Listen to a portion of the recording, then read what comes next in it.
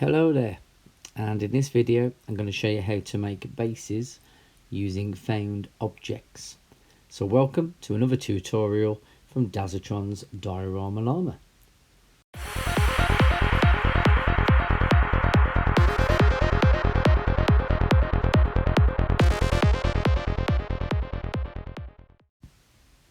Well, thanks for tuning in to what will be the easiest tutorial that I've made yet.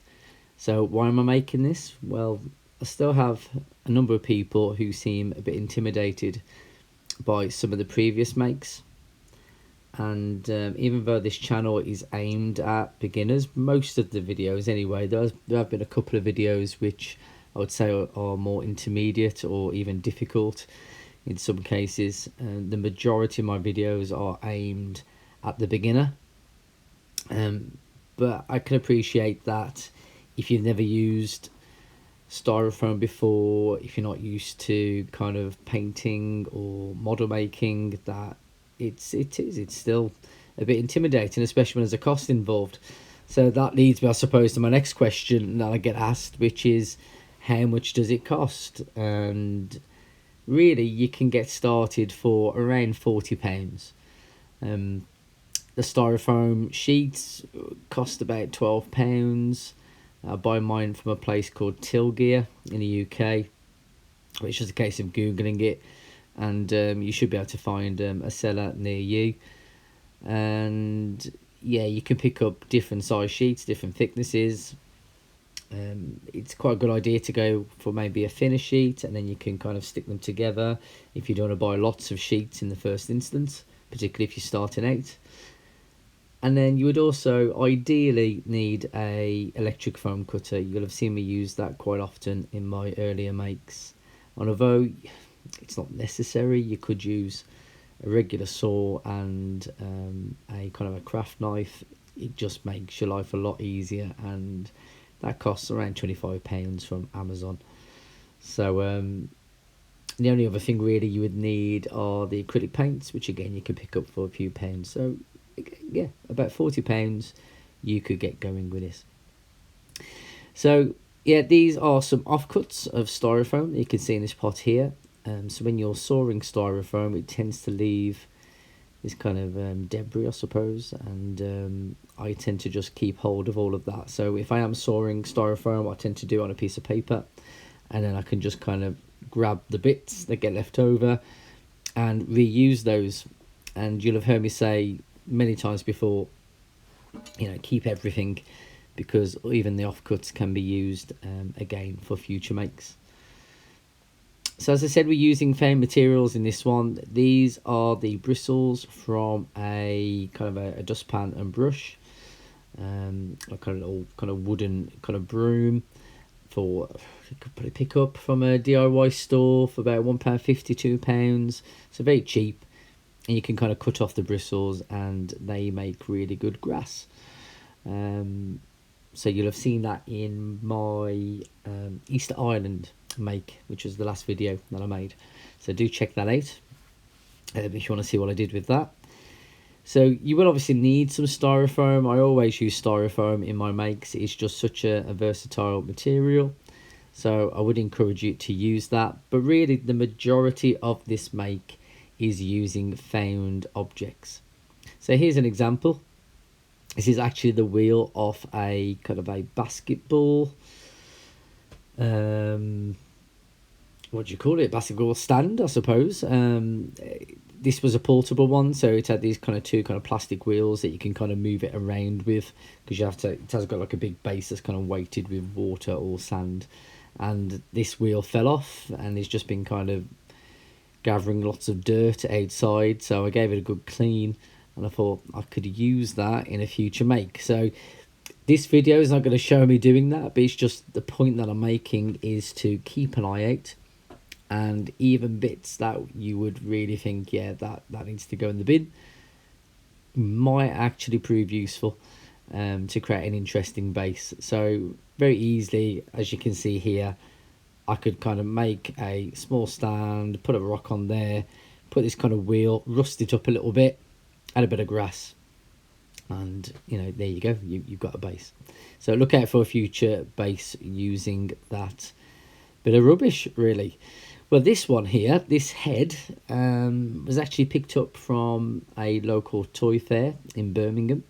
I hadn't been to a toy fair for about 20 years, and I picked this up for £1, and it turns out it's the K'NEX Alive Basilisk toy, which is kind of like a roller coaster type thing, and it had kind of, you could kind of push the kind of spikes on the back and it opens its mouth, and I think it actually made this roaring effect. But it reminded me of this kind of Snake Mountain playset that's just come out for the new kind of He-Man cartoon on Netflix, and I just thought this would make a really good Masters of the Universe base. It kind of reminds me a little bit of Masters of the Universe, just the sculpt and the way that it looks and the details on the head. And so for, with very little work, you can make an interesting base. So the actual base that is there with the kind of the paving stones on there, that was from an earlier make. Actually, my most popular video, which is how to make a Castle Grayskull stand. So I will put a link below in the comments if you're interested in checking that out. But a really easy make using the electric foam cutter. You could just use some mini files to do it as well. A little bit of a paint job. And as you can see here, just using that basilisk head or dragon's head looks really effective.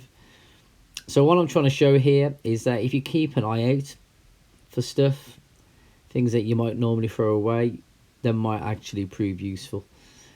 So here's another example. So this was actually a bag of stuff I found in my dad's house. These were back from my college days. These were some old models. I mean, they're looking a bit worse for wear now, as you can tell. But even back then, when I was at college, I was thinking about using kind of junk to kind of create characters, a bit like kind of stop motion characters. So these are a couple of robots I made actually for a Valentine's Day card. That was the idea. I was studying illustration at the time, and I quite liked model making, and so I thought, yeah, let's use some of these old toys, cut them up, break them apart, and kind of mix them together to see what I could come up with. Also in here was a G1 Grimlock, looking a bit worse for wear there. His head has snapped off. A friend of mine gave me this kind of junker, I think is what they're called now, isn't it? So it had bits of his body and his legs. And I actually used this for this kind of new robot using kind of a toothbrush. So the inspiration for this piece is from the planet Junkion from Transformers the movie. And so the idea being that I could just take a few of these objects, put them on a base, add some of that kind of dust that I've used before, like the styrofoam offcuts, and yeah, voila, you should have quite an easy base. So that's the idea. So yeah, I'm going to show you how to do that. So again, you will need a small offcut. It could be square, it could be oval, it could be whatever shape you would like it to be. Obviously do make sure it's the right size. And then you will need, some junk toys or objects. So yeah, look around for anything that might be broken. You have your collection already. And also just around the house, these things here are pods for a washing machine. So you kind of put your washing liquid in there, and then you put it in the washing machine. But I just thought they looked kind of like quite futuristic, kind of these weird kind of space pod type things. So I've been keeping hold of a few of those and just kind of storing them away, because I thought they might come in for a future make. This here these are it's the kind of the protection when you get a parcel, usually from overseas. So if I order anything from Shozi, which I think is based in China. They often come with those in the corner, and my wife is an avid cross stitcher. Yeah, so she often has cotton reels, which again I keep because I quite like the details in the end there. So yeah, keep an eye out for things when you attend kind of flea markets or car boot sales. Just look around for anything that you think I might be able to use that, particularly if it's cheap or if people are throwing it away. It could prove useful.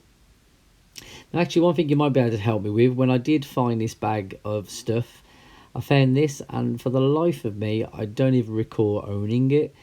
But it looks quite cool. It looks like the top of some sort of dinosaur, as if it's like yeah, some sort of kind of helmet, because it's got this kind of hole, almost like a triceratops kind of nose or horn could go through there. So if anybody knows what this is from, I'd be really interested to find out, because for the life of me, I just cannot even remember owning this or toy that this came from. So if you could put that in the comments if you know what it is. So if you haven't actually got a lot of these kind of offcuts, you can easily just kind of make yourself some quite quickly. So just using a bit of, styrofoam that you've got left over from another make, or if you've got a brand new piece, you could just kind of cut off a corner. And I'm just using a saw blade here to kind of rub the styrofoam across it, using a bit of folded paper just because it's easier then to kind of gather all those bits and put them in a little pot. And there you go, you've got kind of instant soil, or in this case it will be kind of rusty kind of junk. Just going to kind of fill in the gaps of my base. So it's really important that whenever you are making a base, that you do have a figure in mind. Lots of my bases are adaptable. They can be kind of used for many figures. But this one is made for Rekgar, and this is the Studio Series 86 version. And so I'm just making sure you can fit on the stand. So I've got a nice little gap there for his 1 foot to go to, and just to make it a more interesting pose, I've decided on a bigger piece from Grimlock that could be used as a bit of a footrest. Quick tip, just take a photograph of your kind of layout, just so you can then refer to that, so you're not going to forget where to put things, particularly if you spent a bit of time putting them in place. And I'm just using the electric foam cutter with the rod tool here, just to kind of melt a kind of a ditch to kind of place some of the items. I want them to look like they're kind of sunk into the ground, that they've been there a long time, and it's kind of piles of kind of junk and rubbish over the years. So once you've made yourself a ditch, just kind of push in your object so it's quite firm.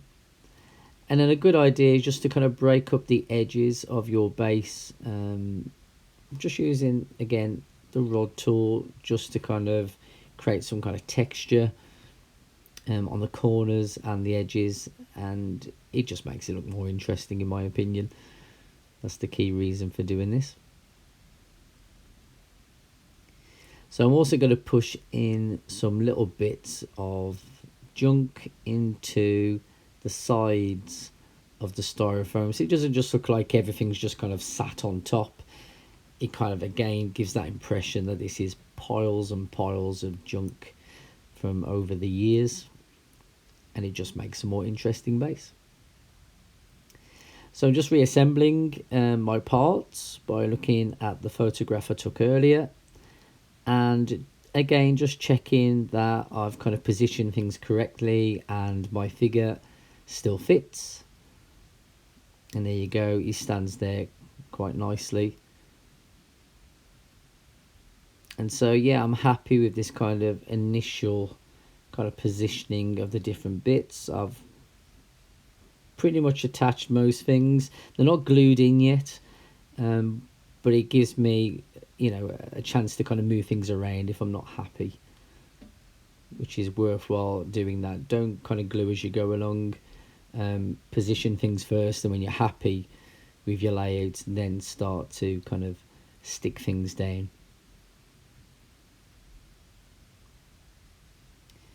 So I'm just using the rod tool again, just to kind of continue to add more texture. It's really important, because it gets very, very hot, that you very gently touch the sides of the styrofoam, because in seconds it would melt right through if you let it. So yeah, very, very gently, you're just kind of tapping the sides, and it does create a nice texture. So if you don't feel very confident with kind of making rock faces using a knife, that's a really easy way to create a nice kind of rocky kind of texture.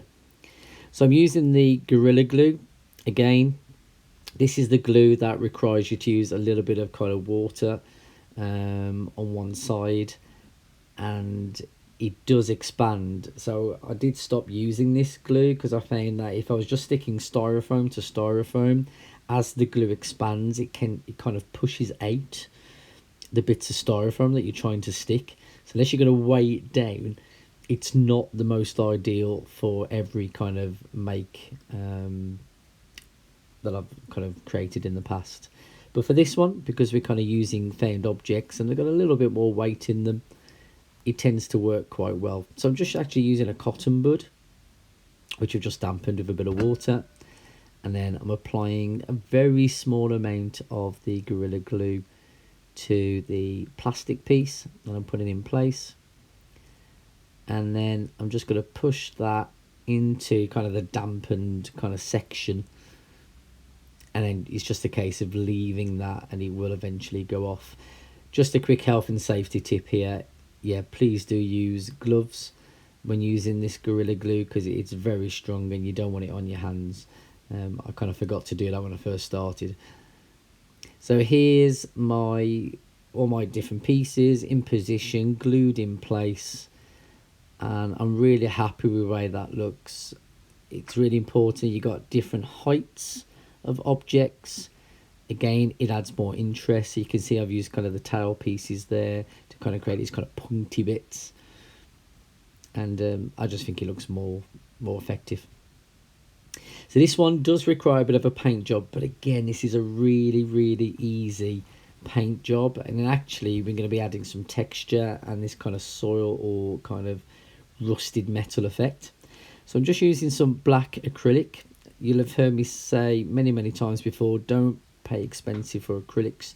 You really don't need to for these kind of bases. If you do model making, you know, like model kits, yeah, you want to get the good stuff, but when it comes to these bases, cheap acrylics work fine. So just added a big blob of PVA glue to some kind of burnt sienna, which is kind of a reddish brown, and a bit of black acrylic. And then I'm going to add in some of these kind of offcuts. Just got to sprinkle that in. I'm not going to add the whole lot in there, because I can always add a bit more a bit later, but I can use the rest of that for something else at a later date. Take an old brush, don't use your best brushes for this, and just give it a good old mix. So you're just kind of dyeing really all of those offcuts this kind of rusty colour. So the next thing I'm going to do is just start to kind of fill in all the gaps. So there's no smooth sections, because if you've ever looked at pictures or watched Transformers the movie, which I'm sure many of you have, when it comes to the Planet Junkion, you know, there's no smooth bits. It's all kind of little spiky bits and bits of kind of rotted and rusted over time, and that's the effect that I'm going for. So I've had to kind of just scrape a bit of this off, because it does obviously stick to the brush. So it's worthwhile just kind of using maybe another tool, and then just kind of dabbing it down gently into place. And you want to get into all the nooks and crannies, get right underneath some of those pieces. And then actually I'm using it on top of the pieces as well. So I'm actually giving it a bit of a paint job as you go along. So you're not just adding the texture to the base, but you're also adding texture then to the surface of these pieces. So it looks like these kind of metal pieces have again rusted over time, and if you've seen rust on old cars and things, you tend to get a kind of a texture to it. It's not smooth, it's not just kind of a rust colour. It has this kind of texture as the metal starts to break down. So this material works really well to kind of create that effect with very little skill. This is simply adding this all over, dabbing it on. Anybody could do this. So don't be intimidated by it. It doesn't require any painting skills at all to do this task. As long as you can literally dab a paintbrush onto a surface, you haven't got a problem with this. So I've pretty much covered the whole thing. There's still a few areas which are looking a little bit too shiny, so I just want to kind of go back and dab a bit more of this kind of paint and glue mixture, and make sure that everything's covered as much as it can be. Do make sure you're kind of rotating your base as you go along. And I just wanted to add in some more kind of spiky bits, so it just looks quite threatening, you know. So you've got these kind of big metal kind of jagged edges. So I'm just cutting little bits of kind of pointy styrofoam, painting them up with the mixture, and then putting them in position. So at the moment it looks really shiny. The where you got kind of the blobs of this kind of mixture, it looks more like kind of wet soil. But that will change as it dries, and it will give you more of this kind of rusty effect that we're looking for. So I've got a few kind of old screws which I'm not using anymore, so I'm just kind of painting those up, picking them up with the brush, and then just dropping those in place as well. So this is dried off now. I left that 24 hours, and I just want to work back into that kind of rust colour with a more kind of a stronger orange colour. When you're doing this, it is worthwhile just kind of testing out your colours, because depending on the type of red that you're using and the type of yellow, will determine obviously what kind of orange that you make. And I want this to be less brown and much stronger, so I'm just playing around with different acrylic paints that I've got. That's a Daler Rowney make of acrylic. There's the little Vallejo kind of model paints there, or you could use Games Workshop paints. Whatever paints you've got at hand, just put a small blob out, give it a whirl, but I want it more of a reddish mixture. So once I've kind of created this kind of reddy orange, I'm just going to dab that on top. Now it looks quite strong on the white paper, but when you dab it on top of the kind of more brown kind of mixture, it just kind of catches the light a bit and adds a few kind of highlights. And again, if you've seen rust on metal, it tends not to be just one colour. And again, this requires no painting skill at all. You're not kind of having to decide where to position the paint or how to blend the paint. You are literally just dabbing more of this kind of stronger orange colour in different places. And I'm just adding a bit more yellow now and again, just so it's not the same colour. It's not uniform across the top. And you can see there, that looks a lot more effective as a result, because you've got these different shades of orange. It's picking out some of the detail in the material, and I think that looks really effective. I hope you do too. So I hope from this video, this is going to encourage those of you who feel a bit, you know, intimidated about making a base for your figures, to have a go at using found objects, because it requires very little skill. And I think even though this was made for Wreck-Gar from Transformers the movie, I think this would work for other characters as well from other franchises. So yeah, if you've got an idea for this, feel free to have a go. I'd love to see what you do. And here's Wreck-Gar in place. And I'm really happy with how this one has turned out. And as I said, very little effort. Really easy. So yeah, thanks for watching. Do like and subscribe, and feel free to comment below, and yeah, tune in again soon.